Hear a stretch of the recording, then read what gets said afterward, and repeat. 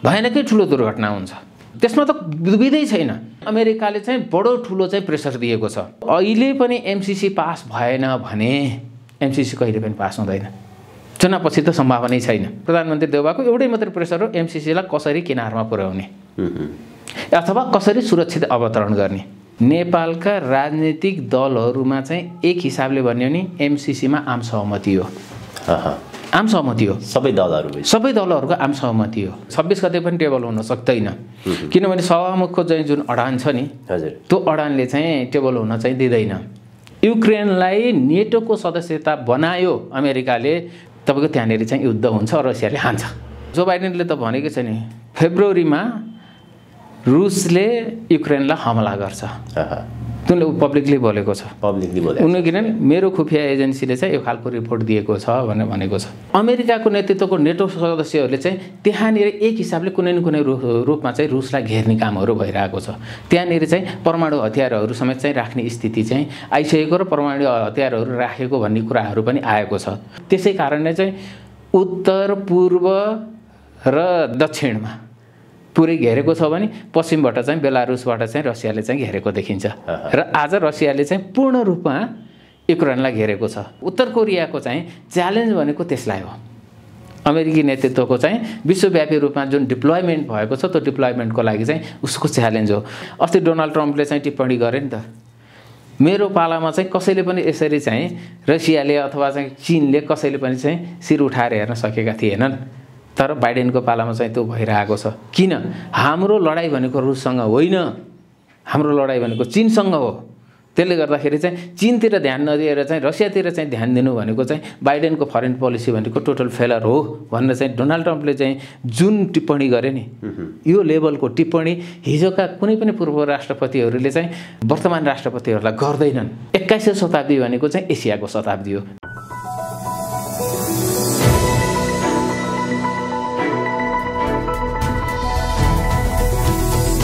हिमाल online TV. चिनिया अर्थतन्त्रले पहिलो पटक युरोपेली युनियनलाई उछिनेको छ। विश्वका शक्तिशाली राष्ट्रहरूको द्वन्द्व फेरि पनि चर्केर गएको छ। चीन, रुस र इरानले एकसाथ सैन्य अभ्यास गरिरहेका छन्। चीनले ताइवानको मुद्दामा र रुसले युक्रेनको मुद्दामा कुनै पनि सम्झौता नगर्ने बताइसकेको छ। यता अमेरिकाले थप 3000 अमेरिकन सैनिक युरोपका विभिन्न देशहरूमा परिचालन गरेको छ। त्यसैगरी अमेरिकन परियोजना एमसीसीका कारण नेपालको राजनीति फेरि पनि एकपटक तरङ्गित भएको छ। अमेरिकन प्रेसर प्रधानमन्त्री देउवामाथि निकै बढेर गएको देखिन्छ। अमेरिकन प्रेसरकै कारण गठबन्धन सरकार टुट्ने र ओली र देउवा मिलाएर एमसीसी पास गराउने खेलमा अमेरिका लागेको समाचार र विश्लेषण सञ्चार माध्यमहरूमा आइरहेका छन्। अमेरिकन परियोजना एमसीसी र विश्व भू राजनीतिको विषयमा कुराकानी गर्दैछौँ राजनीतिक विश्लेषक उद्धव सिग्देलसँग। उद्धवजी, स्वागत छ यहाँलाई। धन्यवाद प्रदीपजी। दोस्रो पटक यहाँसँग म कुराकानी गर्दैछु। यो दोस्रो पटकको बसाइमा कुराकानी गरिरहँदाखेरि नेपालको राजनीतिमा अहिले एमसीसीका कारण 9 रेक्टरको भूकम्प भन्दा फरक नपर्ला। यसपटक अमेरिकाले निकै हतार गरेको जस्तो देखिन्छ। एमसीसीको सन्दर्भमा सत्ता गठबन्धनभित्र अबको समीकरण के हुन सक्ने सम्भावना देखिन्छ? कुन दल कतातर्फ जाने सम्भावना देखिन्छ? यो पछिल्लो परिस्थिति परिदृश्य के देखिन्छ? त्यहीँबाट सुरुवात। धन्यवाद। यहाँले चाहिँ वास्तवमा चाहिँ अत्यन्त समसामयिक विषय राख्नुभयो। एमसीसीको बारेमा चाहिँ अहिले फेरि बहस निकै नै अगाडि आइरहेको छ। त्यसमाथिमा पनि यहाँले पेटबोलीमा भने जस्तै अमेरिकाले हतार गरेको छ। अब हतार गर्नुपर्ने उसको किन बाध्यता भयो भन्दाखेरि यो धेरै समय चाहिँ अल्मलियो। अब अल्मललाई ऊ राख्न चाहँदैन। उसले के छ भन्दाखेरि यसलाई फेल हुन्छ त उसले सोचेकै छैन। एमसीसी नेपालबाट फेल हुन्छ, नेपालबाट फिर्ता हुन्छ, अमेरिकाले सोचेकै छैन। उसले किन पनि सोचेको छैन भन्दाखेरि नेपालका राजनीतिक दलहरूमा चाहिँ एक हिसाबले भन्यो नि एमसीसीमा आम सहमति हो। आम सहमति हो। सबै दलहरूको आम सहमति हो। त्यो आम सहमति भएको कारणले गर्दाखेरि अमेरिकालाई चाहिँ के विश्वास छ भन्दाखेरि चाहिँ आफ्नो जमिनी राजनीतिको लागि चाहिँ कम्युनिस्टहरूले एउटा खालको कुराहरू उठाउने, त्यसमा त अब काङ्ग्रेस लगायत डेमोक्रेटहरू चाहिँ सधैँभरि चाहिँ एमसिसीको पक्षमा वकालत नै गरिरहेको छ। मात्र अलिकति अवरोध नेपालका वामपन्थी कम्युनिस्टहरूबाट चाहिँ आएको चाहिँ देखिन्छ। त्यो पनि कुन सन्दर्भमा आएको थियो, कसरी आएको थियो र त्यो सन्दर्भ चाहिँ एक हिसाबले भन्ने हो भने त्यो पछाडि परिसकेको छ। जस्तो यसको विरोध कति बेला सुरु भयो? नेकपा हुँदाखेरि। जब नेकपा चाहिँ छिन्न भिन्न भयो, भइसकेपछि चाहिँ यसलाई पास गराउनको लागि चाहिँ सहजतातिर गएको हो र नेकपा छिन्न भिन्न गराइसकेपछि पनि केपी ओलीले चाहिँ प्रयास नगरेको होइन उहाँले चाहिँ पास गराउनको लागि। तर पास गराउन चाहिँ उहाँले चाहिँ प्रयास गर्दै पनि विभिन्न कारणहरूले गर्दाखेरि चाहिँ उहाँले चाहिँ त्यसमा चाहिँ सफल हुन नसक्नु भएको हो। तर केपी ओलीजी चाहिँ एमसिसीको विरोधी होइन, उहाँ यसको समर्थक नै हो, विरोधी होइन। हजुर हजुर। किनभने उहाँकै पालामा चाहिँ सबभन्दा धेरै पूरक एग्रिमेन्ट भएका छन्। अहिले पछिल्लो समयमा चाहिँ यो जुन नेकपा एसका वरिष्ठ नेता झलनाथ खनालको नेतृत्वमा चाहिँ जुन एउटा चाहिँ फेरि एउटा कमिटी बनेको छ, त्यो कमिटीले अध्ययन गर्दाखेरि केही दस्तावेजहरू बाहिर आएका छन् र त्यो दस्तावेजहरू चाहिँ पूरक सम्झौताहरू चाहिँ केपी ओलीकै पालामा चाहिँ सबैभन्दा धेरै भएको कारणले गर्दाखेरि केपी ओली त्यहाँबाट चाहिँ टाढा हुनुहुन्न, त्यसको समर्थनमै हुनुहुन्छ। मात्रै के भन्दा उहाँको चाहिँ सत्ता राजनीतिले गर्दाखेरि चाहिँ र पिपुलमा चाहिँ एमसिसीको बारेमा चाहिँ पूर्ण रूपमा नकारात्मक धारणाहरू बनिसकेको कारणले गर्दाखेरि चाहिँ उहाँ कतै चाहिँ भोलि एमसिसीको चाहिँ समर्थन गरेर चाहिँ चुनावमा जाँदै गर्दाखेरि चाहिँ जनताबाट चाहिँ टाढा भइने हो कि त्यो खालको चाहिँ जनमत चाहिँ प्राप्त गर्न नसकिने हो कि भन्ने एउटा अलमल मात्रै हो, होइन भने चाहिँ केपी ओली पनि एमसिसीको समर्थनमै हो।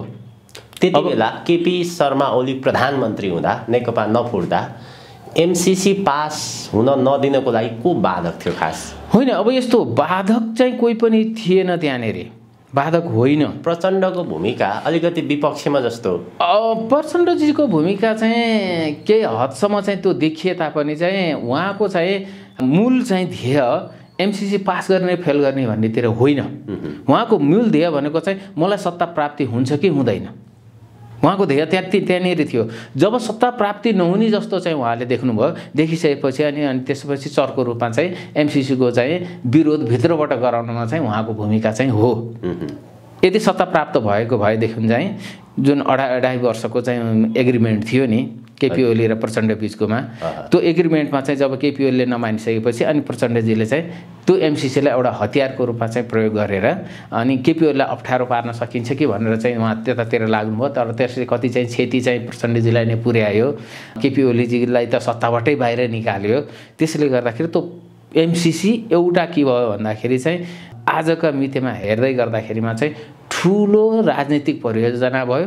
विशेष गरेर चाहिँ यो भू राजनीतिक स्वार्थ भएको देशमा चाहिँ यो एउटा चाहिँ शङ्काको पोकोको रूपमा चाहिँ प्रस्तुत हुन थाल्यो अब आएर चाहिँ। किन भन्दाखेरि चाहिँ अमेरिकाले पनि चाहिँ वास्तविक कुराहरू एकपछि अर्को गर्दै मात्रै भन्यो होइन। नेपाली चाहिँ नेताहरूले त एमसिसीको बारेमा त एग्रिमेन्ट भइसकेपछि पनि र त्योभन्दा अगाडि पनि नेपाली जनताहरूलाई त थाहै दिएन नि त, जानकारी नै नदिया हो नि त। किनभने अहिले आएर यत्रो विवादको विषय बन्दैन थियो नि, पहिले नै यसलाई बहस गर्दै आइरहेको भएर कम्तीमा नै थोरै भए नि लोकतान्त्रिक चरित्र देखाएको, थोरै भए पनि चाहिँ ट्रान्सपरेन्सी देखाएको भएदेखि चाहिँ त यो खालको स्थितिहरू त आउँदैन थियो नि त। त्यसले गर्दाखेरि चाहिँ अर्ध लोकतन्त्र भएको यो देशमा चाहिँ यो जुन चाहिँ एमसिसीका चाहिँ विषयवस्तुहरूलाई चाहिँ लुकाउने चाहिँ जुन कामहरू भयो त्यसले चाहिँ थप आशंकाहरू पैदा गरेको हो र सम्भवतः हेर्दाखेरि यो राष्ट्रिय सहमति हुँदै गर्दाखेरि कुनै न कुनै रूपमा चाहिँ कुनै न कुनै एउटा चाहिँ बहानामा चाहिँ यसलाई पास गर्ने सम्भावनातिर चाहिँ यो गएको चाहिँ देखिन्छ अहिले हाललाई। अब यसमा चाहिँ विशेष गरी गठबन्धनकै यही सरकारले एमसिसी पास गर्ने सम्भावना अलिकति कम भएर गएको जस्तो पनि देखिन्छ। त्यसमा विशेष गरी सभामुखको भनाइ आएको छ, एमसिसी बरु म मर्न तयार छु, एमसिसी कुनै पनि हालतमा पास हुन दिन्न भन्ने सभामुखको भनाइ बाहिरिएको छ। त्यसै गरी एमालेको धारणा यदि सभामुखलाई महाअभियोग लगाउने हो भने हाम्रो समर्थन रहन्छ एमसिसीमा भन्ने खालको कुरा पनि छ। अहिलेको सत्ता समीकरण एमसिसीको सवाललाई लिएर जसरी दुईटा किताबमा ध्रुवीकृत भएको छ, सत्ता गठबन्धन फुटाएर ओलीसँग मिलेर किनभने ओलीको चाहना त एमसीसी पास गर्ने नै देखिन्छ, पश्चिमासँग अलिकति निकट जस्तो पनि देखिन्छ।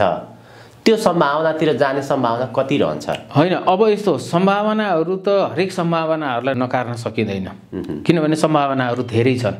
पहिलो सम्भावना चाहिँ त के हो भन्दाखेरि प्रधानमन्त्री देउबाको पहिलो सम्भावना के भने यही गठबन्धनबाट नै चाहिँ एमसीसी पास गर्ने, त्यो सम्भावनालाई इन्कार गर्न सकिँदैन। किन भन्दाखेरि हालसालै चाहिँ गठबन्धनका चाहिँ एउटा प्रमुख सहयात्री नेकपा माओवादी केन्द्रका अध्यक्ष पुष्पकमल दाहालले र माधव कुमार नेपालले होइन प्रधानमन्त्री देउबालाई चाहिँ केही प्रश्नहरू सोधेको, 6वटा प्रश्नहरू सोधेको कुराहरू आएको छ। त्यसको अर्थ के हो, त्यसलाई अलिकति केलाउने हो भने चाहिँ मलाई लाग्छ त्यो अहिले सोधिरहनु पर्ने जरुरी नै थिएन। यदि एमसीसी चाहिँ राष्ट्रको हितमा छैन, राष्ट्रिय स्वाधीनताको पक्षमा छैन भन्ने उहाँहरूलाई लागेको भने त्यो प्रश्न सोध्नु जरुरी नै छैन नि त। त्यसले गर्दाखेरि त्यो प्रश्न सोध्दै गर्दाखेरि कहीँ न कतै चाहिँ आशंका गर्ने ठाउँ छ। र शेरबहादुर देउवाले पनि चाहिँ चुनाव पछि जानुभन्दा अगाडि नै गठबन्धनभित्रैबाट चाहिँ यसलाई लिएर जान सक्छु भन्ने खालको एक खालको आत्मविश्वास चाहिँ शेरबहादुर देउवामा देखिन्छ। र किन पनि भनेर भन्दाखेरि जसरी चाहिँ नेकपा बन्यो, नेकपा फुट्यो, नेकपा फुटेर चाहिँ ओली सत्ताबाट बाहिर जाने परिस्थितिहरू आयो, शेरबहादुर देउवा चाहिँ एक्सिडेन्टल प्राइम मिनिस्टर पनि हुनुभयो होइन। यो सबै घटनाक्रमहरूले हेर्दाखेरि एमसीसीको विषय कहीँ न कतै चाहिँ त्यहाँभित्र जोडिएको चाहिँ देखियो। त्यसले गर्दाखेरि त्यो एमसीसीको विषय चाहिँ जोडिने भएकोले चाहिँ यदि सत्ता गठबन्धनबाट एमसीसी पास नहुने जस्तो देखियो भने सत्ता गठबन्धन टुटेर भए पनि काङ्ग्रेस र एमाले मिले भए पनि चाहिँ एमसीसीलाई पास गर्नतिर चाहिँ जान्छन्। तर अब जान्छन् त्योसम्मको अर्को विकल्प पनि रहन्छ।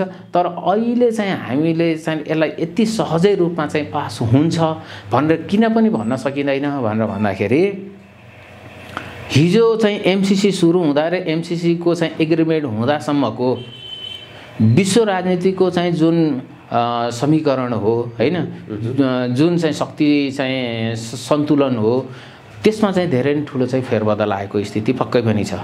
जसले गर्दाखेरि चाहिँ जसरी चाहिँ एमसीसी चाहिँ नेपालमा चाहिँ एउटा ठुलो चर्को बहसको विषय जुन बन्यो नि, यो हाम्रा भित्रका कारणले मात्रै होइन, हाम्रा राजनीतिक दलका कारणले मात्रै यो भएको होइन, यहाँ कुनै न कुनै रूपमा चाहिँ अन्तर्राष्ट्रिय शक्तिको पनि चाहिँ हात छ। जसले गर्दाखेरि चाहिँ एमसीसी यति मुखर रूपमा आएको कारणले गर्दाखेरि जुन शक्तिले चाहिँ यसलाई रोक्न खोजेको छ त्यो शक्तिले चाहिँ अझै पनि रोक्ने प्रयत्न गर्न सक्छ। र चाहिँ त्यो रोक्ने चाहिँ साँच्चै नै चाहिँ हात धोएरै लाग्यो भने चाहिँ त्यो शक्ति मलाई लाग्छ एमसीसी रोकिन पनि सक्छ र त्यसपछि चाहिँ देश अर्कै कोर्सतिर जान पनि सक्छ। यो अन्तर्राष्ट्रिय शक्तिहरूको चासो भूमिकाको विषयमा कुराकानी गरिरहँदाखेरि एमसीसीसँग सम्बन्धित केही दिन अगाडि मात्र पुष्पकमल दाहाल प्रचण्डलाई चीनका एकजना विशेष प्रतिनिधिसँग टेलिफोनमा झन्डै 1.5 घण्टा कुराकानी भयो र त्यो 1.5 घण्टाको कुराकानीको मुख्य उद्देश्य के थियो भने प्रचण्डलाई तपाईहरु जसरी भए पनि एमसीसी पास नगर्नुस् भन्ने नै थियो भन्ने कुरा छ।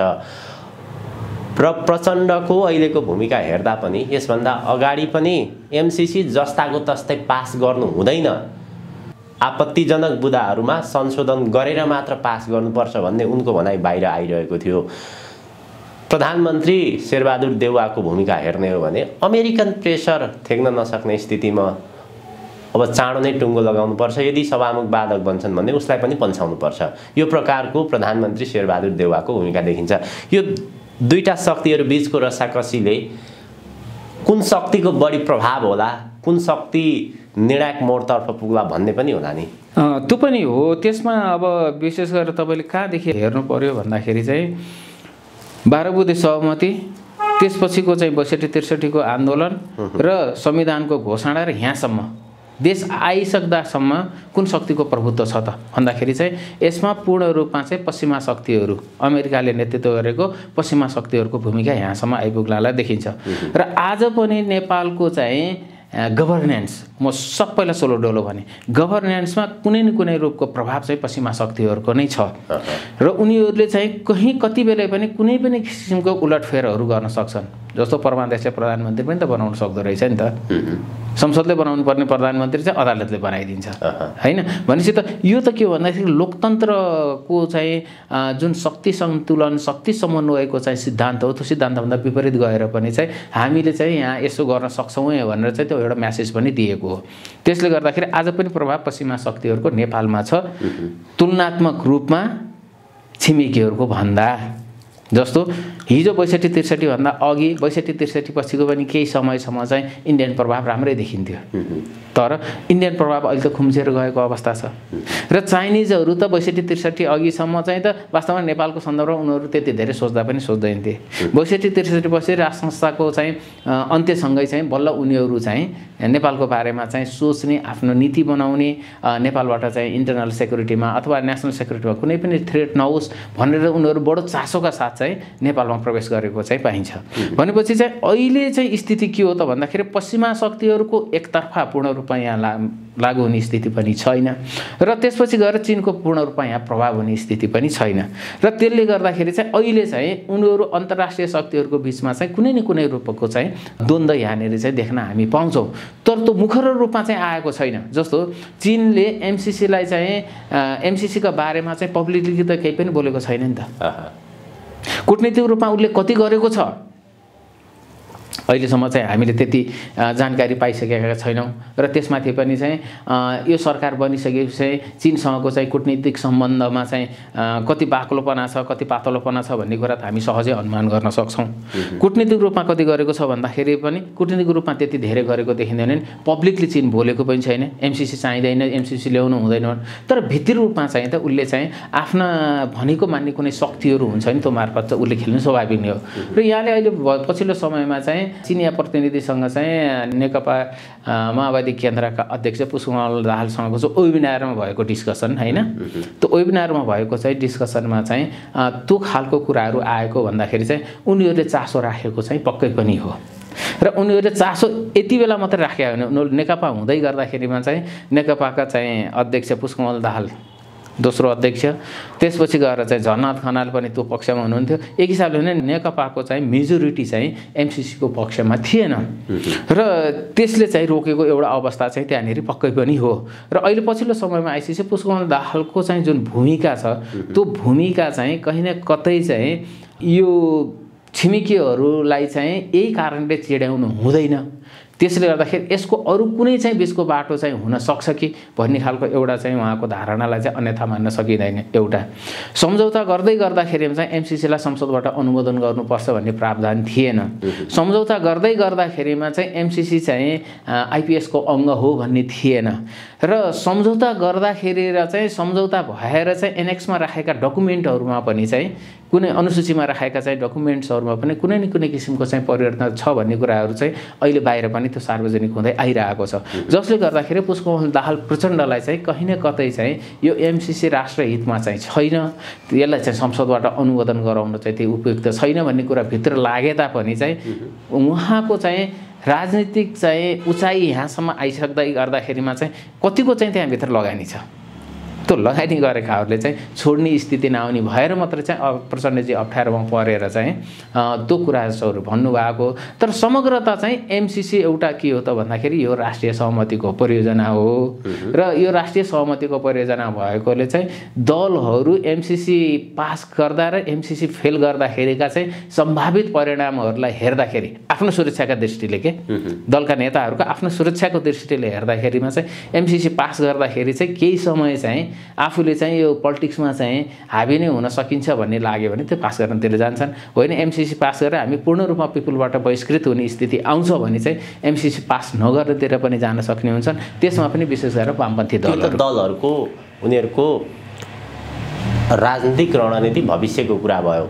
अमेरिकाको अहिलेको सक्रियता हेर्दाखेरि एमसीसीकै कारण नेपालको राजनीति निकै साँघुरिँदै गएको अवस्था छ। एमसीसीकै कारण चीनको पनि त्यतिकै चासो छ र अमेरिकाले अहिले कस्तो प्रकारको आफ्नो धारणाहरू प्रस्तुत गरिरहेको छ भने केपी ओली नेतृत्वको बहुमतको सरकार हुँदा पास गर्न सकेन एमसीसी, त्यसै गरी अदालतलाई प्रयोग गरेर परमादेशको सरकार ल्याइदियो तैपनि पास हुन सकेका छैन। उसले सम्भाव्यता जुन निर्वाचन मार्फत निर्वाचन भइसकेर आफू अनुकूलको बहुमतको सरकार बनाएर त्यो एकदमै न्यून सम्भावना छ। अमेरिकाले भनि पनि सकेका छ हामी एमसीसीको विषयलाई लिएर निर्वाचनसम्म पर्खन सक्दैनौँ भनेर भनिसकेका छ। अब यस्तो परिस्थितिको जुन परिदृश्य आउन सक्नेलाई केही आकलन गर्न सकिन्छ। यो पुष्पकमल दाहालको धारणा हेर्दाखेरि चुनावसम्म लम्ब्याउने देखिन्छ। प्रधानमन्त्री साँच्चै भन्ने भने अब उहाँ आफै प्रधानमन्त्री भएको हुनाले उहाँलाई प्रेसर अत्यधिक हुनु स्वाभाविक विषय हो। प्रधानमन्त्री देउवा यो प्रेसर सकेसम्म चाँडै नै हटाउन चाहनुहुने त्यस्तो सम्भावना देखियो, के हुन्छ अब? होइन, प्रेसर हटाउन सम्भावना देखिनु छ र एउटा अमेरिकाको चाहिँ अहिलेको बुझाइमा चाहिँ किन गलत पनि छैन भनेर भन्दाखेरि चाहिँ जसरी चाहिँ अब भन्नलाई चाहिँ त धेरै विश्लेषकहरूले चाहिँ नेकपा बनाइदिएकै चाहिँ कहीँ न कतै उत्तरी छिमेकीको भूमिका छ भनेर पनि भन्छन्। मलाई त लाग्दैन। गठबन्धन बनाउनेदेखि लिएर चाहिँ नेकपालाई चाहिँ एक बनाउनेसम्म कुनै न कुनै रूपमा चाहिँ पश्चिमा भूमिका नै हो, जहाँ केपी ओलीलाई बलियो बनाएर चाहिँ आफ्ना चाहिँ स्वार्थहरू सिद्ध गर्न सकिन्छ भन्ने खालको चाहिँ एक खालको पश्चिमाहरूको बुझाइ थियो। आखिरमा त्यो बुझाइमा चाहिँ उनीहरू कमजोर परे पश्चिमाहरू। र अब अहिले पनि एमसिसी पास भएन भने एमसिसी कहिले पनि पास हुँदैन। चुनावपछि त सम्भावनै छैन। तपाईँको सत्ता समीकरण नदेखेर नै अमेरिकाले चाहिँ बडो ठुलो चाहिँ प्रेसर दिएको छ र प्रधानमन्त्री भइसकेपछि चाहिँ शेरबहादुर देउवाको एउटै मात्रै प्रेसर हो, प्रधानमन्त्री देउवाको एउटै मात्रै प्रेसर हो एमसिसीलाई कसरी किनारमा पुर्याउने अथवा कसरी सुरक्षित अवतरण गर्ने। उहाँलाई त एउटै मात्रै हो, अरू बाँकी भन्ने चिज होइन। त संसद चाहिँ एक हिसाबले भन्ने भन्दाखेरि प्रतिपक्षले बन्द गर्दाखेरि नै सत्ता त चलिरहेको छ नि त, संसदबाट हुनुपर्ने काम पनि भइरहेको छ नि, रोकिएको त केही पनि छैन नि। तर उहाँलाई सबैभन्दा ठुलो प्रेसर भनेको चाहिँ एमसिसी पास गराउनु नै हो र त्यो एमसिसी पास गराउने क्रममा चाहिँ अहिले वास्तवमा चाहिँ गाह्रो भएको छ। गाह्रो किन पनि भएको छ भनेर भन्दाखेरि चाहिँ प्रतिपक्षले चाहिँ त मुखर रूपमा पब्लिकली त्यसरी घोषणा गरेको छैन। हामी त भित्रभित्र चाहिँ कुरा भएको छ भन्ने अनुमान मात्रै गरेका छौँ। पब्लिकली सभामुखलाई हटाउने र त्यसपछि गएर गठबन्धन तोड्ने हो भने हामी चाहिँ सरकारलाई सहयोग पनि गर्छौँ र एमसिसी चाहिँ पास गर्नलाई चाहिँ हामी तयार छौँ भनेर पब्लिकली नेकपा एमालेका कुनै पनि नेताले अहिलेसम्म भनेको छैन, पब्लिकली भनेको छैन। तर त्यहाँभित्रको केही धारणा सार्वजनिक भयो होइन, भित्र धारणा सार्वजनिक हुने एउटा कुरा हो, तर पब्लिकली अब चाहिँ भन्नु पर्यो नि त। प्रतिपक्षको नेताले चाहिँ म एमसिसीको पक्षमा हो, त्यस कारण चाहिँ सत्ता गठबन्धन टुट्छ, सभामुखलाई हटाइन्छ भने चाहिँ म एमसिसी पास गर्न तयार छु, पब्लिकली आउनु पर्यो नि त। त्यसपछिको सिनारियो एउटा हुन्छ। त्यसैले गर्दाखेरि अहिले प्रतिपक्षको नेताले चाहिँ जिम्मेवारपूर्ण राजनीति गर्नुभएको छैन। उहाँले गैर जिम्मेवार राजनीति नै गरे हो। सत्तामा हुँदाखेरि एमसिसी पास गर्न चाहिँ सभामुखले दिएन भनेर सभामुखको चाहिँ त्यो एउटा दुर्दशा पनि हुने होइन। र सत्ताबाट बाहिर आइसकेपछि चाहिँ एमसिसीको बारेमा गठबन्धनले के गर्छ भनेर चाहिँ रमिता हेर्छु भन्ने चाहिँ हुँदैन। त्यस कारण तपाईँ एउटै चाहिँ कुरा हुनुपर्छ। जस्तो शेरबहादुर देउवा सत्तामा हुँदा नहुँदा जहाँ पनि चाहिँ एमसिसी पास गर्नुपर्छ, एउटै अडान हो नि त। सुरुदेखिको प्रतिपक्षको नेताले चाहिँ जो दोहोरो भूमिका गर्नुभएको छ नि, त्यो दोहोरो भूमिका गर्नु उहाँको बाध्यात्मक स्थिति पनि छ। किनभने कम्युनिस्टको लोगो छ, अमेरिकी साम्राज्यवाद र भारतीय विस्तारवाद नभनिकन चाहिँ राजनीति सस्टेन हुनेवाला छैन। र नेपालमा चाहिँ वामपन्थको बहुमत हुनुको पछाडिको कारण पनि तिनै दुईटा हो, त्यही दुईटा नारा हो।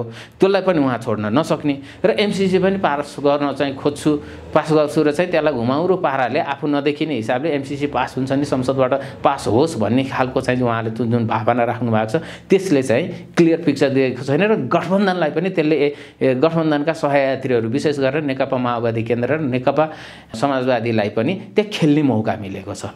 त्यसले गर्दाखेरि एमसिसी चाहिँ बडो जटिल प्रश्न भएको छ। तर मलाई के लाग्छ प्रदीपजी अहिले पनि भन्दाखेरि नेपालको चाहिँ संविधान निर्माण हुँदादेखि र 62-63 पछि चाहिँ नेपालमा जुन चाहिँ एजेन्डाहरू नेपाली जनतालाई थुपारियो, नेपाली जनतालाई नसोधिकन, नेपाली जनतालाई सहभागी नगराइकन जुन एजेन्डाहरू थुपारियो, संविधान जसरी निर्माण गरियो, त्यो सबै देख्दाखेरि नेपाली जनतालाई यसपाला पनि किनारमा राखेर चाहिँ तपाईँको चाहिँ एमसिसीलाई चाहिँ पास गर्न चाहिँ जान्छन् जस्तो चाहिँ मलाई लाग्छ। किन भन्दाखेरि चाहिँ 62-63 पछिको जति पनि परिवर्तन भएर जति पनि एजेन्डाहरू आए त्यहाँ नेपाली जनताको चाहिँ प्रत्यक्ष सहभागिता छैन, जसले गर्दाखेरि चाहिँ यो सस्टेन हुन्छ हुँदैन चाहिँ अर्को कुरा चाहिँ यहाँनिर देखिन्छ। त्यसले गर्दाखेरि एमसिसी एक हिसाबले भन्यो भने धरापमा परेको छ। त्यो धरापमा परेको अमेरिकनहरूलाई राम्रोसँग थाहा छ। त्यसले गर्दाखेरि यो गठबन्धनबाट पास भयो भने भयो, नभएदेखि योभन्दा पछाडि चाहिँ एमसिसीको बारेमा चाहिँ अमेरिकाले पनि त्यति धेरै जोडबोल गर्ला जस्तो चाहिँ लाग्दैन। तर एउटा समस्या के आयो भन्दाखेरि एमसिसी तपाईँको चाहिँ लागू भइसकेको छ। एमसिसी चाहिँ संसदबाट अनुमोदन नहुँदै पूरक एग्रिमेन्टहरू 10-12वटा कतिवटा पूरक एग्रिमेन्टहरू भएको छ। 1-2टा पूरक एग्रिमेन्ट त एमसिए नेपालको चाहिँ वेबसाइटमा पनि राखिएको छ। भनेपछि यो भइरहेको छ, अहिलेसम्म नेपालको पैसा खर्च भइरहेको छ। त्यसले गर्दाखेरि भोलि चाहिँ त्यसलाई चाहिँ अडिट गर्नेदेखि लिएर सबै कुराहरू पनि आउलान्। त्यो आउँदै गर्दाखेरिमा चाहिँ यो राजनीतिक दलहरू चाहिँ पूर्ण रूपमा फसेको एमसिसीमा कारणले गर्दाखेरि एमसिसीलाई यिनले कुनै न कुनै रूपमा कुनै घुमाउरो बाटोबाट भए पनि संसदमा चाहिँ सङ्कल्प प्रस्ताव पारित गरेर के गरेर भए पनि एमसिसी चाहिँ पास गराउनुतिर यिनीहरू जान्छन् जस्तो लाग्छ। अन्यथा चाहिँ त उनीहरूले सम्भावित दुर्घटनालाई चाहिँ राम्रोसँग आकलन गरेको पक्कै पनि छ। त्यसले गर्दाखेरि चाहिँ कहीँ न कतै यो एउटा राष्ट्रिय सहमति हो यिनीहरूले पास गरेर चाहिँ यिनीहरू जान्छ। अमेरिकन प्रेसर निकै नै बढ्दै गएको अवस्था छ। प्रधानमन्त्रीले संसदमा टेबल गर्ने सम्भावना कति देखिन्छ? यो संसद अधिवेशन गत 16 गते थियो, 16 गतेलाई सारेर 10 दिनपछि धकेलेर 26 गते राखिएको छ। 26 गते पनि यसरी नै धकेलिने सम्भावना छ कि अथवा अलि प्रेसर थेक्न नसकेर टेबलै गर्ने सम्भावना? अलिकति धकेलिन्छ, यो थोरै धकेलिन्छ, यो अझै धकेलिन्छ। 26 गते पनि टेबल हुन सक्दैन, किनभने सभामुखको चाहिँ जुन अडान छ नि, हजुर, त्यो अडानले चाहिँ टेबल हुन चाहिँ दिँदैन 26 गते नि। तर त्योभन्दा पछि तपाईँको कुनै न कुनै रूपको चाहिँ तपाईँको चाहिँ फेरबदलहरू हुन्छ र अनि तत्पश्चात मात्रै चाहिँ टेबल हुन्छ। जस्तो यहाँलाई चाहिँ कति अनुभव छ, प्रोटेम स्पिकर कुलबहादुर गुरुङ हुनुहुन्थ्यो पहिलो संविधान सभामा, होइन? सभामुख सुभाष नेवारलाई निर्वाचित नगर्दै चाहिँ ज्येष्ठ सदस्यको हिसाबले चाहिँ उहाँ सभामुख हुनुहुन्थ्यो। त्यो गणतन्त्र घोषणा गर्ने बेलामा चाहिँ उहाँलाई चाहिँ जुन खालको चाहिँ थ्रेटहरू आयो भनेर चाहिँ उहाँले भन्नुभयो नि, त्यो भन्दै गर्दाखेरिमा चाहिँ सायद सभामुखलाई पनि त्यो खालको थ्रेट त पक्कै पनि आएको छ। र त्यसले गर्दाखेरि सभामुखलाई अथवा चाहिँ तपाईँको चाहिँ कुनै एउटा चाहिँ त्यहाँको सदस्यले चाहिँ सभालाई चाहिँ तपाईँको अध्यक्षता गर्ने हिसाबले पनि तपाईँ कुनै न कुनै रूपमा मलाई लाग्छ, किनभने गर्न चाहँदाखेरि चाहिँ त सभामुखलाई चाहिँ बाहिर सभामुखले अडान लिइरहनु भएको, उहाँ बाहिरै बसेर पनि चाहिँ कुनै एउटा मेम्बर चाहिँ सभामुख भएर पनि चाहिँ तपाईँको त्यसलाई चाहिँ टेबल गरेर अगाडि जाने स्थितिहरू चाहिँ आउन सक्छ। त्यसले गर्दा कुनै न कुनै रूपमा चाहिँ यसलाई चाहिँ यिनीहरू पास गराउनुतिर यिनीहरू जान्छ। तर अब परिस्थिति चाहिँ के हो भन्दाखेरि चाहिँ धेरै जटिल भएको कारणले गर्दाखेरि चाहिँ यसै हुन्छ भनेर भन्न सकिने अवस्थाहरू चाहिँ अहिले चाहिँ देखिँदैन। यो वास्तवमा चाहिँ गिजो लिएर चाहिँ यो एकदम उत्कर्षमा पुगेको छ र यो उत्कर्षमा पुग्दै गर्दाखेरि चाहिँ यसले चाहिँ यसै पाटला निकास पाउँछ कि यो पास भएर जान्छ कि यो चाहिँ फेल भएर सदाका लागि दुईटा मध्ये एउटा हुने सम्भावना, यो सम्भावना छ। तर दुईटा मध्ये एउटा जुन भए पनि दुर्घटना चाहिँ ठुलो हुन्छ, त्यसमा त दुविधै छैन, भएनकै ठुलो दुर्घटना हुन्छ। हजुर उद्धव सर, अब अलिकति हामी अन्तर्राष्ट्रिय प्रसङ्गको कुराकानी गरौँ। विश्वका शक्तिशाली राष्ट्रहरू अहिले दुईटा ध्रुवमा ध्रुवीकृत भएका छन्। पछिल्लो समय युक्रेनको विषयलाई लिएर अमेरिका र रुसको तनाव बढ्दै गएको छ। रुसले युक्रेनमा आक्रमण गर्न सक्ने मूल्याङ्कन गर्दै अनुमान गर्दै अथवा उसले त अहिले विभिन्न सञ्चार माध्यमहरूमा रुसले युक्रेनमाथि हमला गर्ने तयारी गरिरहेको छ, 100% गर्छ भन्ने हिसाबले प्रचार प्रसार गरिरहेको छ। र युरोपका केही देशहरूमा 3000 अमेरिकन सैनिक राख्ने प्रयासलाई अथवा योजना उसले अगाडि बढाउँदैछ। रुसको प्रस्ताव के छ भने पूर्वमा नेटोको सदस्य राष्ट्र विस्तार नगर्नु भन्ने छ। अमेरिकाले यो मानेको छैन। यो विश्वको जुन आजको परिस्थिति छ यसलाई कसरी मूल्याङ्कन गर्न सकिन्छ? प्रश्न जटिल छ, त्यो पनि भू राजनीतिको भूमरी नै हो। युक्रेन आज विश्व शक्ति राष्ट्रहरूको एक हिसाबले भन्दाखेरि क्रीडा स्थल जस्तो बन्न पुगेको हो। अब पछि आउँला नेपालको सन्दर्भमा पनि त्यसलाई हामीले जोडेर हेर्न सकिन्छ। त्यसमा त्यो एउटा भू राजनीतिक महत्त्वको चाहिँ विषय हो। र जो बाइडेनले त भनेको छ नि, फेब्रुअरीमा रुसले युक्रेनलाई हमला गर्छ, उनले पब्लिकली बोलेको छ। उनले किनभने मेरो खुफिया एजेन्सीले चाहिँ यो खालको रिपोर्ट दिएको छ भनेर भनेको छ। भने मतलब अब त्यहाँनिरको चाहिँ वास्तविक स्थिति के हो, त्यो वास्तविक स्थितिलाई चाहिँ बुझ्नु पर्यो। कारण एउटा छ, देखाउने कारण अर्को छ। राजनीतिमा चाहिँ कतिपय अवस्थामा के हुन्छ भने देखाउने कारण एउटा हुन्छ तर भित्री कारण अर्कै हुन्छ, रणनीति अर्कै ढङ्गले खासमा चाहिँ त्यहाँको चाहिँ मूल मुद्दा के हो त? भन्दाखेरि चाहिँ मूल मुद्दा भनेको चाहिँ तपाईँको रुसले चाहिँ जुन ग्यासको पाइप बिछाएर चाहिँ जर्मनीसम्म पुगायो, नयाँ ग्यास पाइप जुन बिछाएर जर्मनीसम्म पुगायो, त्यसमा तपाईँको अमेरिकाको चाहिँ जहिले पनि विरोध नै हो, त्यो नबनानी भनेको हो। किन भन्दाखेरि चाहिँ त्यो ग्यास पाइप चाहिँ भोलि सञ्चालनमा आयो भने चाहिँ युरोपियन देशहरू चाहिँ ऊर्जाका लागि रुससँग चाहिँ बढी नै निर्भर हुने स्थिति आउँछ, एउटा। दोस्रो के हो त भन्दाखेरि चाहिँ जर्मनी लगायत युरोपमा चाहिँ अमेरिकाले आफैले ग्यास सप्लाई गरेको थियो, महँगोमा ग्यास सप्लाई भएको थियो अथवा ऊर्जा सप्लाई गरेको थियो। अनि त्यो रसियन चाहिँ जो ग्यास पाइपबाट, नयाँ ग्यास पाइपबाट चाहिँ सप्लाई भयो भने त युरोपकाले सस्तोमा चाहिँ ग्यास उपभोग गर्न पाउने भए, अनि अमेरिकाको आफ्नो व्यापार चाहिँ कमजोर हुन जाने भयो। त्यसले गर्दाखेरि मुख्य रूपमा चाहिँ त्यसलाई कसरी रोक्न सकिन्छ भनेर चाहिँ यो अमेरिकाले चाहिँ अहिले वास्तवमा चाहिँ युक्रेनको चाहिँ हवा देखाएको हो। रसियाले आक्रमण गर्छ गर्दैन त्यसको बारेमा पनि अब पछि हामी छलफल गरौँला, तर चाहिँ अमेरिकाको चाहिँ यो विश्वव्यापी रूपमा उसको त्यही भित्र चाहिँ गिजोलेर चाहिँ जुन आर्थिक र सामरिक रूपमा चाहिँ अब शक्तिशाली हुँदै आएको चाहिँ जुन रसिया छ, त्यो रसियालाई कुन रूपमा रोक्न सकिन्छ, अर्थात् रसियालाई कन्टेनमेन्ट गर्नको लागि चाहिँ युक्रेनको मुद्दा चाहिँ बल्झाइएको हो। र त्यो युक्रेनको मुद्दा बल्झाउँदै गर्दाखेरिमा चाहिँ ग्यास पाइप प्रमुख कारण हो एउटा। अब दोस्रो चाहिँ रसियाको तर्फबाट चाहिँ हेर्ने हो भने रसियनहरूले चाहिँ त आफूलाई चाहिँ हाम्रो चाहिँ नेसनल सेक्युरिटीमा थ्रेट भयो, किनभने नेटो सैनिक आएर मेरो सिमानामा बस्दै गर्दाखेरिमा चाहिँ त मैले थ्रेट फिल गरेँ, जसले गर्दाखेरि चाहिँ त्यसको प्रमुख कारण भनेको चाहिँ युक्रेन हो। त्यसले गर्दाखेरि युक्रेनलाई नेटोको सदस्य नबनाऊ भनेर चाहिँ निरन्तर रूपमा चाहिँ दबाब रुसले दिएको छ, तर नेटोको चाहिँ नेतृत्व गरेको अमेरिका र नेटो सदस्यहरूले चाहिँ युक्रेनलाई चाहिँ नेटो सदस्यमा चाहिँ ल्याउनु पर्छ भनेर चाहिँ उनीहरूले क्लेम गर्दै गर्दाखेरिमा चाहिँ अर्को पछाडिको दोस्रो द्वन्द्वको कारण चाहिँ त्यो नेटोको सदस्यता बनाउने र नबनाउने भन्ने कुरामा चाहिँ अड्किएको छ। र तेस्रो चाहिँ महत्त्वपूर्ण कुरा के हो त भन्दाखेरि तपाईँको बाल्टिक चाहिँ रिजनमा जुन 3वटा देशहरू छन् नि, त्यो त नेटोको सदस्य भइसकेको छ र अमेरिकाको नेतृत्वको नेटो सदस्यहरूले चाहिँ त्यहाँनिर एक हिसाबले कुनै न कुनै रूपमा चाहिँ रुसलाई घेर्ने कामहरू भइरहेको छ। त्यहाँनिर चाहिँ परमाणु हतियारहरू समेत चाहिँ राख्ने स्थिति चाहिँ आइसकेको र परमाणु हतियारहरू राखेको भन्ने कुराहरू पनि आएको छ। जस्तो लिथुआनिया, लाटभिया, होइन, इस्टोनिया, यिनीहरू जुन बाल्टिक रिजनका चाहिँ देशहरू छन् नि, हो त्यो रिजनका देशहरूमा चाहिँ राखिएको भन्ने छ। भने मतलब तेस्रो भनेको चाहिँ नेटोको सदस्यता बढाउने र विशेष गरेर चाहिँ हिजो सोभियत युनियनका चाहिँ सदस्यहरू र पूर्वी युरोपमा सबैलाई नै चाहिँ नेटोमा चाहिँ थप्दै जाने चाहिँ जुन अमेरिकी रणनीति हो, त्यसले गर्दाखेरि पनि युक्रेन चाहिँ आज जबरजस्त रूपमा चाहिँ मुद्दाको रूपमा आएको चाहिँ देखिन्छ। युक्रेनलाई नेटोको सदस्यता बनायो अमेरिकाले अथवा नेटो चाहिँ गठबन्धनले भने तपाईँको त्यहाँनिर चाहिँ युद्ध हुन्छ, रसियाले हान्छ। किनभने आफ्नो प्रतिरक्षाको लागि रसियाले चाहिँ बाध्य भएर चाहिँ युक्रेनमा चाहिँ उसले हमला गर्छ र युक्रेनलाई चाहिँ आफूले एनेक्स गर्ने अथवा आफ्नो भूमिभित्र पार्नेतिर चाहिँ रसिया जान्छ।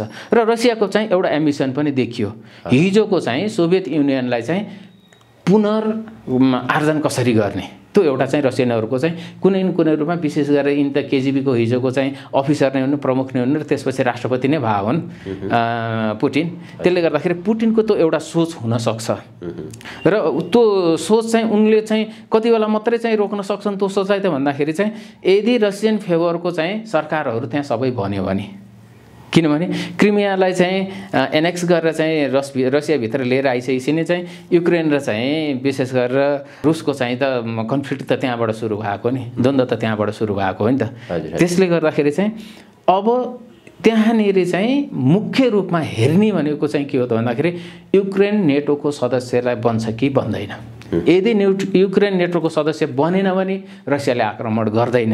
यदि युक्रेन चाहिँ रसियाको के अरे नेटोको सदस्य बन्यो भने चाहिँ रसियाले तुरुन्तै आक्रमण गर्छ। त्यसै कारण नै चाहिँ उत्तर पूर्व र दक्षिणमा पुरै घेरेको छ भने पश्चिमबाट चाहिँ बेलारुसबाट चाहिँ रसियाले चाहिँ घेरेको देखिन्छ र आज रसियाले चाहिँ पूर्ण रूपमा युक्रेनलाई घेरेको छ र त्यो नेटो सदस्यता चाहिँ आज पहिलो चाहिँ कडीको रूपमा चाहिँ प्रस्तुत भएको छ र नेटोका चाहिँ सदस्य राष्ट्रहरूको नेतृत्व गर्ने अमेरिका र नेटो गठबन्धनले के भनेको छ भन्दाखेरि चाहिँ युक्रेनलाई नेटोको सदस्यता बनाउँछु भनेर चाहिँ त्यो खालको चाहिँ द्वन्द्वहरू त्यहाँनिर चाहिँ सिर्जना भएको छ र अमेरिकाको रणनीति कहीँ न कतै चाहिँ त्यहाँनिर चाहिँ सफल हुने हो कि जस्तो चाहिँ देखिन्छ। किन भन्दाखेरि चाहिँ त्यहाँनिर चाहिँ नेटो गठबन्धन र चाहिँ रसियालाई चाहिँ जुधाउन पाइयो भने चाहिँ कुनै न कुनैमा रसियाको चाहिँ जुन सामरिक शक्ति हो त्यो सामरिक शक्तिलाई चाहिँ कमजोर बनाउन सकिन्छ कि भन्ने चाहिँ त्यो रणनीति चाहिँ अमेरिकाको कहीँ न कतै चाहिँ सफल भएको जस्तो देखिन्छ। तर पछिल्लो समयमा चीनले चाहिँ के चाहिँ आफूलाई चाहिँ प्रस्तुत गरे त भन्दाखेरि चाहिँ आफ्नो प्रतिरक्षा गर्न पाउने चाहिँ रुसको अधिकार हो, त्यसले गर्दाखेरि उसले प्रतिरक्षा गरेको कुराहरूमा चाहिँ हाम्रो समर्थन छ भनेर चाहिँ चीनले चाहिँ जुन बोलिदियो त्यो बोलिदिँदै गर्दाखेरिमा चाहिँ अब अमेरिका लगायत नेटो गठबन्धन चाहिँ कुनै न कुनै रूपमा चाहिँ फेरि डिफेन्सिभ हुनतिर गएको हो कि भन्ने जस्तो चाहिँ अहिले अनुमान गर्न सकिन्छ। त्यसबाट चाहिँ युद्धै हुन्छ भनेर भन्ने स्थिति चाहिँ छैन, किनभने अमेरिकाहरू बढी प्रोपोगन्डा गर्छन्। प्रोपोगन्डा गरेर नै जितियो भने जितिहाल्यो, प्रोपोगन्डा गर्दाखेरिमा पनि सकेन भने अमेरिकनहरू ब्याक हुने स्थिति पनि आउन सक्छ। त्यसले गर्दाखेरि चाहिँ अहिले तत्कालै चाहिँ युद्धको चाहिँ स्थिति चाहिँ म देख्दिनँ, किनभने इमिडिएट चाहिँ रसियाको त्यत्रो विरोध हुँदाहुँदै युक्रेनलाई चाहिँ नेटोको सदस्य चाहिँ देला जस्तो चाहिँ लाग्दैन। अहिलेको परिस्थिति हेर्दाखेरि रुसले युक्रेनलाई नेटोको सदस्य नबनाउनु भनेर जे प्रस्ताव गरेको छ त्यो प्रस्तावलाई अमेरिकाले अस्वीकार गरेको छ र युरोपमा जुन रुसले युक्रेनमाथि आक्रमण गर्न लाग्यो, परिस्थिति निकै भयावह आउँदैछ भन्ने हिसाबले 3000 आफ्नो सैनिक विभिन्न देशहरूमा पठाउँदैछ र उसको अहिलेको रणनीति हेर्दाखेरि रुसले युक्रेनमाथि हमला नै गरोस्। युद्ध त दुईटा देश लड्ने हो, त्यसले त अमेरिकालाई केही पनि फरक पार्दैन। दुईटा देश लडिसकेपछि उनीहरू आफै कमजोर हुने भए। यस्तो परिस्थितिमा जुन अमेरिकाको रणनीति छ नि अरू देशहरूलाई जुधाउने, अहिलेको विश्व परिस्थिति हेर्दाखेरि यदि रुसले युक्रेनमाथि हमला गर्नुपर्ने नै अवस्था आयो, हमला पनि गर्यो भने अमेरिकालाई चाहिँ रुसले केही पनि गर्दैन, त्यस्तो के हुन्छ परिस्थिति? यो बडो जटिल छ हैन। अब यो एउटा कुरा त के हो भन्दाखेरि चाहिँ जे जति चाहिँ रसिया र चाहिँ युक्रेनको बिचमा चाहिँ द्वन्द्व भनेर देखिएको छ नि, यो द्वन्द्व भनेको विशेष गरेर अमेरिका र चाहिँ रसियाको द्वन्द्व हो। त्यो युक्रेन भनेको एउटा माध्यम मात्रै हो, त्यसमा त कुनै दुविधै छैन। तर अब एउटा चाहिँ युरोपले पनि चाहिँ अब अमेरिकाको मात्रै पछि लागेर हाम्रो चाहिँ भविष्य चाहिँ सुनिश्चित छ त भनेर प्रश्न गर्ने स्थिति पनि आएको छ। जस्तो जर्मनीले के भन्यो, युक्रेन र रसियाको युद्ध हुनु हुँदैन, रसियाले आक्रमण गर्नु हुँदैन, त्यसको हामी विपक्षमा छौँ भनेर भन्यो। तर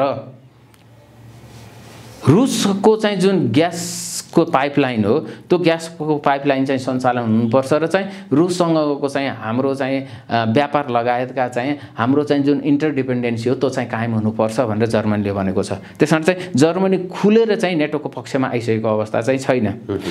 अब बाँकी रह्यो युक्रेन र चाहिँ फेरि पोल्यान्डको चाहिँ स्थिति के हो, यहाँनिर फरक छ। युक्रेन र पोल्यान्डको स्थिति चाहिँ के हो त भन्दाखेरि चाहिँ जुन पुरानो चाहिँ ग्यास पाइप हो नि त्यो युक्रेन र पोल्यान्ड भएर चाहिँ जर्मनी जान्थ्यो र अन्यत्र युरोपियन देशहरूमा चाहिँ जान्थ्यो हैन। तर नयाँ ग्यास पाइप चाहिँ त समुद्रमुनिबाट गएको छ, त्यहाँनिर युक्रेन र पोल्यान्डको कुनै पनि जमिनमा चाहिँ प्रयोग भएको छैन र युक्रेन र चाहिँ पोल्यान्डको जमिनमा ग्यास पाइप बिछाउँदै गर्दाखेरिमा चाहिँ त झन्डै $33 मिलियन चाहिँ तपाईँको युक्रेनले वार्षिक रूपमा चाहिँ पाउँथ्यो, जुन उसको आफ्नो एनुअल बजेटको चाहिँ 4% बराबर चाहिँ हुन्छ। त्यो एउटा चाहिँ आर्थिक रूपमा पनि चाहिँ नयाँ ग्यास पाइप बन्दै गर्दाखेरिमा चाहिँ युक्रेन आर्थिक रूपमा चाहिँ सङ्कटमा पर्ने, पोल्यान्ड आर्थिक रूपमा चाहिँ सङ्कटमा पर्ने भएको कारणले गर्दाखेरि चाहिँ एउटा विरोध गराउन उनीहरूलाई त्यो सहज भएको हो। तर परिस्थिति के हो त भन्दाखेरि अन्य युरोपियन देशहरू के भनेको छ भन्दाखेरि चाहिँ हाम्रो इन्टरडिपेन्डेन्सी हो। त्यसबाट चाहिँ रसियालाई घेर्दै गर्दाखेरिमा चाहिँ त हाम्रो भविष्यमाथि नै हाम्रो ऊर्जा सङ्कट नै आउने हो कि भन्ने उनीहरू त्यो चिन्तनले गर्दाखेरि पनि भोलि तपाईँको अमेरिकासँग चाहिँ युरोपियनहरू पनि चाहिँ तपाईँको चाहिँ छुट्टिनु पर्ने स्थिति पनि आउन सक्छ, नेटो गठबन्धन भत्किने स्थिति पनि आउन सक्छ। त्यसले गर्दाखेरि चाहिँ तपाईँको चाहिँ युद्ध भन्दा पनि चाहिँ अमेरिकालाई चाहिँ सबैभन्दा ठुलो च्यालेन्ज के हो त भन्दाखेरि आफ्नो गठबन्धनलाई चाहिँ कसरी जोगाइराख्ने, त्यसको लागि चाहिँ अमेरिका जहिले पनि तयार छ भनेर चाहिँ 3000 सेना चाहिँ पूर्वी युरोपमा उसले खटाउँदैछ र आइसकेको भन्ने कुरा छ। 3000 सेना चाहिँ उसले लिएर आइसकेको र हरेक नेटो देशहरूमा चाहिँ परमाणु हतियारहरू चाहिँ राखेको र यदि युक्रेनसँग युद्ध भयो भने नेटो सेनाले चाहिँ संयुक्त रूपमा त्यहाँ लड्ने भन्ने खालकोसम्म चाहिँ अहिलेसम्मको चाहिँ स्थिति हो। तर युद्ध नै हुने स्थिति भयो भने मलाई लाग्छ नेटो सेना युक्रेनको पक्षमा आएर चाहिँ लड्ने स्थिति हुँदैन। त्यो अमेरिकाले पनि राम्रोसँग बुझेको कारणले गर्दाखेरि अहिले चाहिँ तपाईँको वाक युद्धहरू भइरहेको छ, तपाईँको चाहिँ उनीहरूको बिचमा कूटनीतिक चाहिँ वार्ताहरू पनि भइरहेको छ, यी सम्पूर्ण कुराहरू भइरहेको छ। तर तत्कालै अमेरिकाको चाहिँ जुन रणनीति हो त्यो रणनीति चाहिँ सरसर्ती विगत चाहिँ तपाईँले चाहिँ 2 दशकको चाहिँ अमेरिकन रणनीतिलाई हेर्नु हो भने चाहिँ ऊ फेल हुँदै गइरहेको छ। त्यसले गर्दाखेरि तपाईँको युक्रेन मामलामा पनि अमेरिकन रणनीति चाहिँ फेल हुने सम्भावना चाहिँ प्रबल देखिन्छ। किन भन्दाखेरि युरोपियनहरू कुनै न कुनै रूपमा रसियासँगको सम्बन्धलाई कायम गरेर आफ्नो ऊर्जा सङ्कटलाई चाहिँ उनीहरू ल्याउन चाहँदैन र उनीहरूको आफ्नो ऊर्जाको आवश्यकतालाई पुरा गर्नको लागि पनि चाहिँ रसियामै भर पर्ने भएकोले चाहिँ रसियासँगको सम्बन्ध बिगार्न चाहँदैन। त्यसले गर्दाखेरि भोलि बरु नेटोमा यिनीहरूको टुटफुट हुन सक्ला तर रसियासँगको सम्बन्ध चाहिँ बिग्रिने स्थिति चाहिँ आउँदैन। त्यसले गर्दाखेरि मलाई युद्धै हुन्छ भन्ने जस्तो चाहिँ अझै पनि लाग्दैन। विश्वको परिस्थिति हेर्दाखेरि दृश्यहरू हेर्दाखेरि चाहिँ त्यस्तो प्रकारको देखिन्छ। यसै सन्दर्भमा उत्तर कोरियाले लामो समयदेखि मिसाइल परीक्षण गर्दै आइरहेको छ। पछिल्लो एक सातामा मात्र उसले 2 पटक हाइपरसोनिक मिसाइल पनि परीक्षण गरिसक्यो। उत्तर कोरियाको खास उद्देश्य र उसले चुनौती चाहिँ खास बेला बेलामा जुन मिसाइल परीक्षण गरिरहन्छ उसले चुनौती चाहिँ कसलाई दिन खोजेको खास उत्तर कोरिया? त्यो उत्तर कोरियाको चुनौती त स्पष्टै छ। हजुर, त्यो भनेको अमेरिका र अमेरिका चाहिँ लेड एलायन्सेसलाई नै हो उसको चुनौती भनेको चाहिँ। हजुर, त्यसमा कुनै दुविधै छैन। त्यसमाथि नै उसको चुनौती भनेको दक्षिण कोरियालाई पनि हो। किनभने अमेरिका त आज पनि सामरिक हिसाबले त सबैभन्दा चाहिँ अग्रस्थानमा छ नि त, सुपर पावर नै हो नि। किन भन्दाखेरि चाहिँ अब तपाईँको 80वटा देशमा तपाईँको चाहिँ 750वटा चाहिँ तपाईँको चाहिँ टुकडीमा चाहिँ उसका सेनाहरू विश्वभर खटिएका छन् भनेपछि उत्तर कोरियाको चाहिँ च्यालेन्ज भनेको त्यसलाई हो। अमेरिकी नेतृत्वको चाहिँ विश्वव्यापी रूपमा जुन डिप्लोयमेन्ट भएको छ त्यो डिप्लोयमेन्टको लागि चाहिँ उसको च्यालेन्ज हो। र अब प्रदीपजी यो 21औं शताब्दी यो बडो गजबको छ। हिजोको जस्तो अब युद्ध होइन, अबको युद्धको चाहिँ पाराडाइम सिफ्ट भएको छ। त्यसले गर्दाखेरि अब कोही पनि चाहिँ युद्धमा एकैचोटि चाहिँ झोसिन्छ भन्ने कुरा चाहिँ मलाई लाग्दैन। किनभने अहिले अधिकांश राष्ट्रहरूसँग चाहिँ तपाईँको चाहिँ परमाणु हतियार छ, जमिनी हतियार पनि त्यति नै छ। त्यसले गर्दाखेरि मलाई लाग्छ युद्ध भयो भने चाहिँ त सम्पूर्ण रूपमा चाहिँ विनाशतिर चाहिँ जाने भएको कारणले गर्दाखेरि चाहिँ धाक धम्की मसँग यति शक्ति छ भनेर भन्ने एउटा कुरा हो, युद्धमै जाने चाहिँ अर्को कुरा भएको कारणले गर्दाखेरि चाहिँ यो सबै के हो त भन्दाखेरि चाहिँ एकतर्फा चाहिँ जुन अमेरिकाको चाहिँ विगत 3 दशकदेखिको चाहिँ एकतर्फा चाहिँ जुन उसको प्रभुत्व हो नि त्यो प्रभुत्वलाई खुम्च्याउनु नै आज चीनको पनि त्यही नै हो उद्देश्य, रसियाको पनि त्यही नै हो, उत्तर कोरियाको पनि त्यही नै हो, इरानलाई त प्रतिबन्ध लगाएको छ इरानको पनि त्यही नै हो। र त्यति मात्रै नभएर तपाईको चाहिँ युरोपियनहरू पनि अब आफ्नो चाहिँ भविष्यलाई हेर्दाखेरि साझा भविष्यलाई चाहिँ उनीहरूले निर्धारण गर्दै गर्दाखेरिमा चाहिँ युद्ध उनीहरू चाहेको छैन। किनभने 2वटा चाहिँ युद्धले चाहिँ उनीहरूको कुन बर्बादी भयो त्यो कुरा उनीहरूले राम्रोसँग बुझेर उनीहरू युद्धभन्दा पनि चाहिँ अब कुनै न कुनै रूपमा चाहिँ उदाउँदै गरेका राष्ट्रहरूसँग चाहिँ समन्वय गरेर अगाडि बढ्नुपर्छ भन्ने खालको उनीहरूभित्रको चाहिँ जुन चिन्तनहरू चाहिँ विकास भइरहेको छ। त्यसले गर्दाखेरि चाहिँ युद्ध भनेको चाहिँ त मैले त्यति सहज चाहिँ देख्दिनँ। यहाँले भने जस्तो चाहिँ जति चाहिँ परमाणु हतियारहरू चाहिँ परीक्षण गरिएको छ विकास गरिएको छ त्यति मात्र नभएर सुपरसोनिक हैन त्यहाँसम्मको चाहिँ स्थितिमा पुग्दै गर्दा यो जस्ट तर्साउनको लागि हो। अब ठाडो युद्ध हुने भन्ने कुराहरू चाहिँ हुँदैन हो। जस्तै तपाईको चाहिँ युक्रेनमा चाहिँ गठबन्धनका चाहिँ सेनाहरू चाहिँ आएर अथवा गठबन्धनले चाहिँ सहयोग गर्ने नेटो गठबन्धनले सहयोग गर्ने भन्ने कुराहरू ती चाहिँ एउटा वाक अनि त्यसपछि रणनीतिक कुराहरू हुन सक्लान्। त्यस्तै गरेर चाहिँ अब चीनलाई चाहिँ कुनै न कुनै रूपमा कन्टेन गर्नको लागि चाहिँ नेपालमा चाहिँ कुनै न कुनै रूपमा चाहिँ पश्चिमा शक्तिहरूले पनि आइपिएस जस्तो गठबन्धन बनाएर पनि चाहिँ त्यो घेर्ने प्रयत्नहरू पनि हुन सक्ला अथवा चाहिँ आइपिएस यो हिन्द पेसिफिक क्षेत्रबाट पनि चाहिँ घेर्ने खालका यस्तै स्थितिहरू पनि हुन सक्लान्। यी एउटा चाहिँ प्रक्रिया चलिरहन्छ, तर डाइरेक्ट युद्ध हुने स्थिति चाहिँ देखिँदैन। वाक युद्ध र तपाईँको चाहिँ कूटनीतिक युद्ध, तपाईँको चाहिँ व्यापारिक युद्धहरू चाहिँ हुन्छन्, तर चाहिँ सामरिक युद्ध हुने होइन त्यस्तो खालको स्थिति चाहिँ तत्काल हुने देखिँदैन। र किन पनि देखिँदैन भन्दाखेरि जुन रूपमा चाहिँ अमेरिकालाई चाहिँ आज चाहिँ प्रोजेक्सन गरिएको छ नि, त्यो रूपको अमेरिका छैन। भित्र धेरै नै खोक्रो भइसकेको अवस्था छ।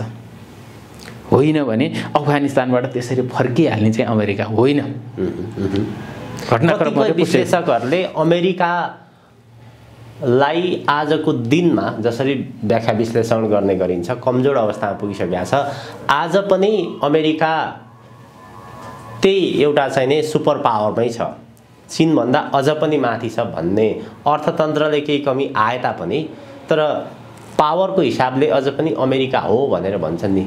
यसमा केही टिप्पणी छ तपाईँको?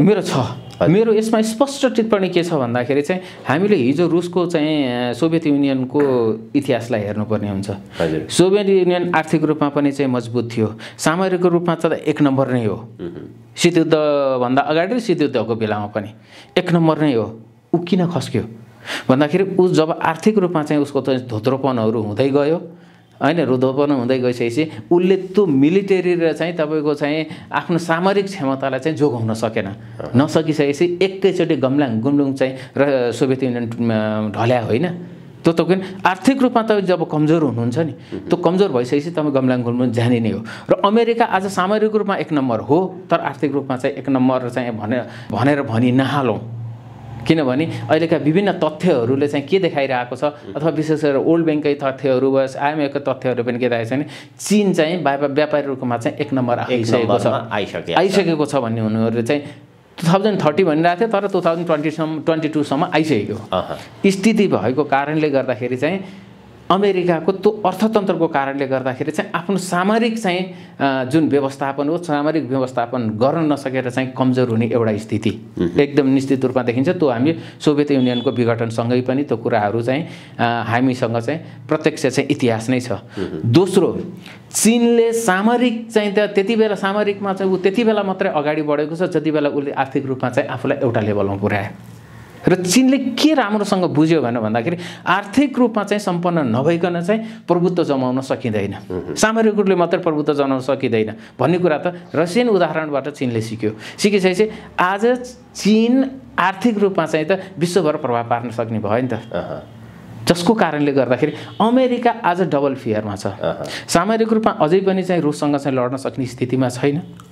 30 देशको चाहिँ गठबन्धन सेनाको लागि चाहिँ रुस एक्लै थर्काइरहेको छ भनेपछि चीनको चाहिँ आर्थिक र सामरिक चाहिँ शक्ति रसियासँग चाहिँ गएर एलायन्स हुँदै गर्दाखेरिमा चाहिँ त तपाईँको अमेरिका लेड नेटवर्कको त स्थिति त त्यति राम्रो हुँदैन। त्यसैले यो कुरा अमेरिकाले पनि बुझेको छ, यो कुरा चीन र रुसले पनि बुझेका छन्। र आज रसियन प्रेसिडेन्ट पुटिनको चाहिँ चीन भ्रमणसँगै चाहिँ भोलि पर्सिसम्म चाहिँ कुनै एक खालको चाहिँ संयुक्त यिनीहरूको विज्ञप्ति आउन सक्छ र त्यो विज्ञप्ति चाहिँ कुनै न कुनै रूपमा चाहिँ युक्रेनको घटनालाई लिएर र पश्चिमा राष्ट्रहरूको जुन दबाब छ त्यो दबाबलाई लिएर चाहिँ कुनै न कुनै किसिमको चाहिँ यिनीहरूले घोषणा गर्न सक्छन्। अहिले घोषणा नभइसकेको अनुमानको भरमा नबनाऊ, तर केही न केही घोषणा चाहिँ पक्कै पनि हुन्छ जसले भोलिको चाहिँ राजनीतिलाई, विश्व राजनीतिलाई, भोलिको चाहिँ अन्तर्राष्ट्रिय राजनीतिलाई चाहिँ त्यसले दूरगामी प्रभाव पार्न चाहिँ सक्छ। त्यसले गर्दाखेरि स्थिति तपाईँको तनावको छ, स्थिति तनावको छ, तर युद्धमा गइहाल्न सक्ने स्थिति चाहिँ अझै पनि छैन। ब्याकफोर्समा चाहिँ अलिकति तयारी गरेको चाहिँ देखिन्छ। फेरि अमेरिकाले पनि आफ्नो हिसाबले तयारी गरेको र यता रुस, चीन, इरानले एकसाथ सैनिक अभ्यास गरेका कुराहरू त छन्। फेरि आफ्नो हिसाबले भोलि कस्तो परिस्थिति आउँछ त्यसलाई मध्यनजर गर्दै तयारी अवस्थामा बसेको चाहिँ देखिन्छ। अहिले त के हो भन्दाखेरि जुन अमेरिकाको चाहिँ एक नम्बरको चाहिँ ताज जुन हो नि, एक नम्बरको चाहिँ जुन उसको पोजिसन हो नि, त्यो एक नम्बरको पोजिसनलाई कायम गर्नको लागि अमेरिकाले त जे पनि गर्छ नि, उसले गर्नु स्वाभाविक पनि हो। होइन भने उसले चाहिँ आफ्नो चाहिँ नेसनल सेक्युरिटी र आफ्नो चाहिँ डेभलपमेन्टतिर लाग्ने हो भने चाहिँ यो संसारभरि, यो दुनियाँभरिका हात हाल्नै पर्दैन नि त। उसले त्यो आफ्नो चाहिँ एक नम्बरको जुन सुपर पावर हो, त्यो सुपर पावर चाहिँ गुम्दैछ भन्ने कुरा उसलाई आफूलाई महसुस भएको छ। त्यो किन भन्दाखेरि अस्ति डोनाल्ड ट्रम्पले चाहिँ टिप्पणी गरे नि त, मेरो पालामा चाहिँ कसैले पनि यसरी चाहिँ रसियाले अथवा चाहिँ चीनले कसैले पनि चाहिँ शिर उठाएर हेर्न सकेका थिएनन्। तर बाइडेनको पालामा चाहिँ त्यो भइरहेको छ। किन? हाम्रो लडाइँ भनेको रुससँग होइन, हाम्रो लडाइँ भनेको चीनसँग हो। त्यसले गर्दाखेरि चाहिँ चीनतिर ध्यान नदिएर चाहिँ रसियातिर चाहिँ ध्यान दिनु भनेको चाहिँ बाइडेनको फरेन पोलिसी भनेको टोटल फेलर हो भनेर चाहिँ डोनाल्ड ट्रम्पले चाहिँ जुन टिप्पणी गरे नि, यो लेभलको टिप्पणी हिजोका कुनै पनि पूर्व राष्ट्रपतिहरूले चाहिँ वर्तमान राष्ट्रपतिहरूलाई गर्दैनन्। त्यो त्यहाँभित्र चाहिँ कत्रो अन्तर्द्वन्द छ भन्ने कुरा चाहिँ त त्यहीँभित्रबाट देखिन थालेको छ। त्यसले गर्दाखेरि अमेरिका कुनै न कुनै रूपमा चाहिँ कमजोर भयो भन्ने कुरा चाहिँ त डोनाल्ड ट्रम्पको स्टेटमेन्टले पनि प्रमाणित गर्छ। त्यसले गर्दाखेरि अमेरिका भित्रबाट चाहिँ कहीँ न कतै चाहिँ ऊ डराइरहेको छ कि चाहिँ मेरो एक नम्बरको चाहिँ गुम्नी भयो भने रुस र चाहिँ चीन चाहिँ उनीहरूको नेसनल सेक्युरिटीको थ्रेटलाई चाहिँ जोगाउँदै आफ्नो आर्थिक र सामाजिक विकासलाई चाहिँ अगाडि लिएर जाने उनीहरूको जुन रणनीति छ त्यसमा बीचमा चाहिँ कोही यदि आउँछन् भने चाहिँ त्यसलाई उनीहरूले चाहिँ बीचमा चाहिँ कुनै न कुनै रूपमा चाहिँ पाखा लगाउनु पर्छ भन्ने खालको रणनीतिबाट चाहिँ हिँडेका छन्। यी दुईटैको रणनीतिक लडाइँ हो अहिले। खास गरी चाहिँ तपाईँको प्रत्यक्ष लडाइँभन्दा पनि यो रणनीतिक लडाइँ हो, कूटनीतिक लडाइँ हो, व्यापारिक लडाइँ हो। त्यसले गर्दाखेरि सामरिक लडाइँमै पुगिहाल्छ भन्ने खालको स्थिति चाहिँ अहिले देखिँदैन। हजुर, हामी लगभग कार्यक्रमको अन्त्यतिर छौँ। यो चीनको प्रसङ्ग उठान भइरहँदाखेरि विश्वको अर्थतन्त्रमा पहिलो नम्बरको देश झन्डै 3 महिना अगाडि नै सार्वजनिक भइसकेको छ। चीन पहिलो नम्बरमा आएको कुरो र अहिले विश्वमा मात्र होइन, चिनिया अर्थतन्त्रले पहिलोपटक युरोपेली युनियनलाई उछिनेको छ। हजुर, चीनको विश्वलाई हेर्ने उसको चाहिने प्रष्ट विचार, नेपाललाई हेर्ने राजनीतिक आर्थिक रणनीति, एमसीसीलाई उसको खुला अथवा प्रष्ट धारणा चाहिँ के छ चीनको खास? अब यो बडो जटिल प्रश्न हो। यो चाहिँ यहाँले चाहिँ चीनको बारेमा चाहिँ हामीले त्यति धेरै कुराहरू थाहा पाइँदैन। उसको मुखपत्र होइन, ग्लोबल टाइम्स, एसियन टाइम्स होइन, जति आउँछ त्यसबाट नै चाहिँ हामीले हेर्ने हो होइन। त्यसबाट हेर्दै गर्दाखेरिमा चाहिँ उसको बाहिर आएका चाहिँ जति पनि चाहिँ विचारहरू छन्, त्यो बाहिर आएका विचारहरूमा चाहिँ हामीले के चाहिँ मान्न सक्छौँ त भन्दाखेरि चाहिँ चीनले सेयर्ड फ्युचर, चाइना फर्स्ट भनेर कहिले पनि भन्दैन। साझा भविष्यको लागि चाहिँ सबैजना मिलेर अगाडि जाउँ, चीनको एउटा त्यो चाहिँ घोषित रणनीति।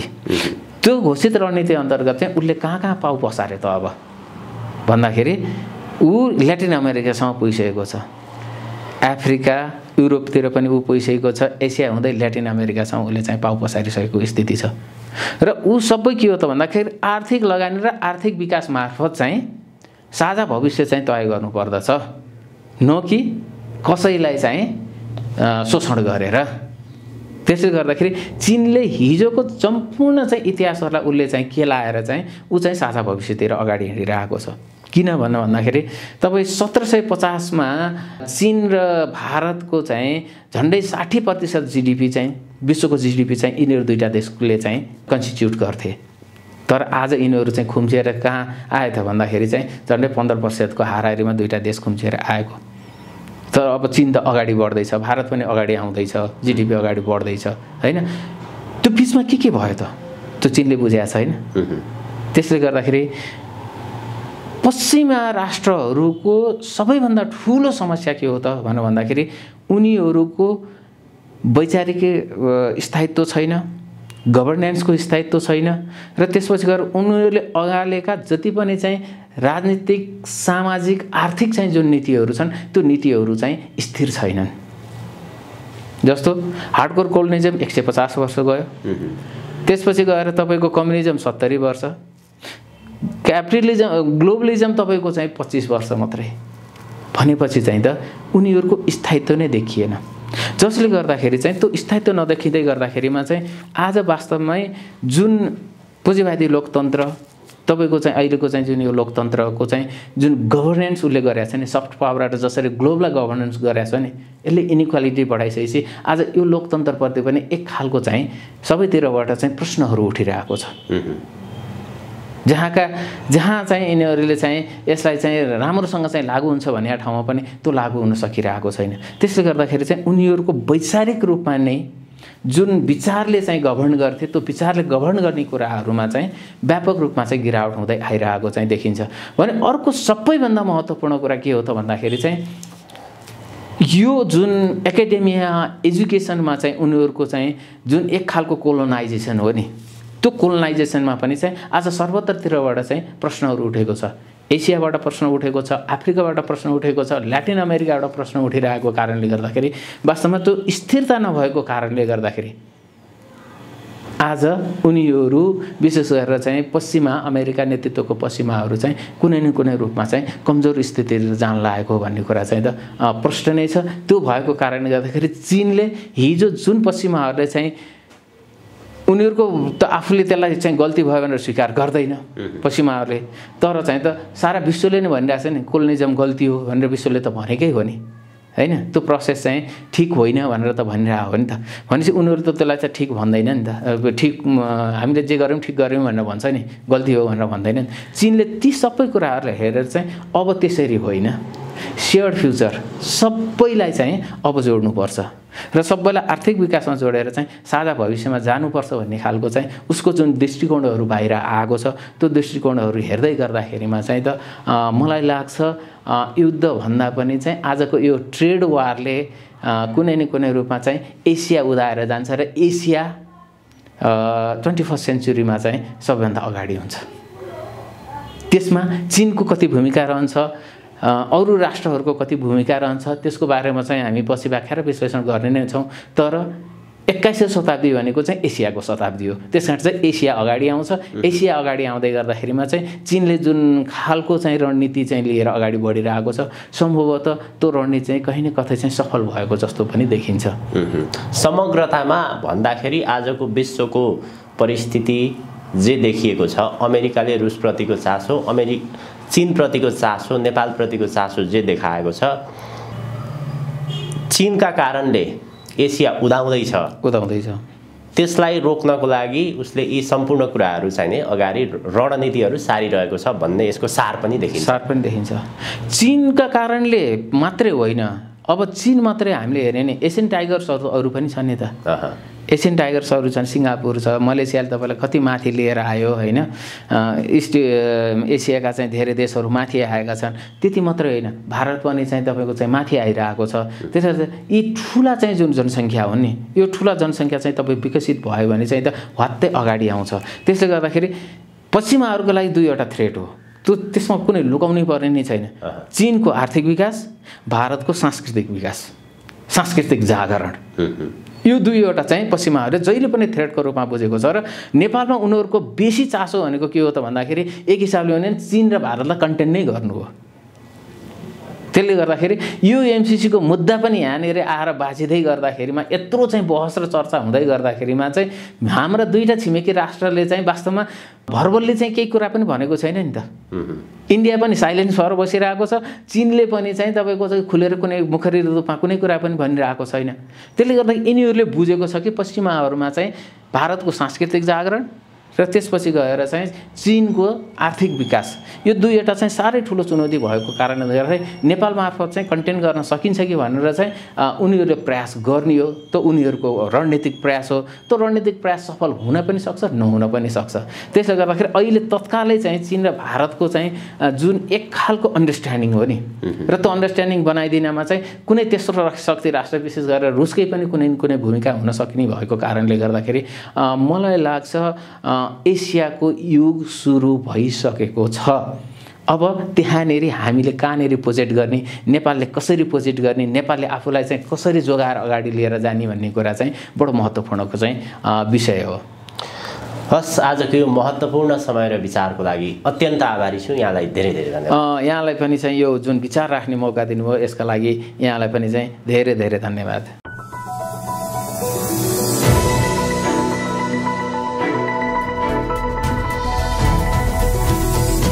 हिमाल अनलाइन टिभी।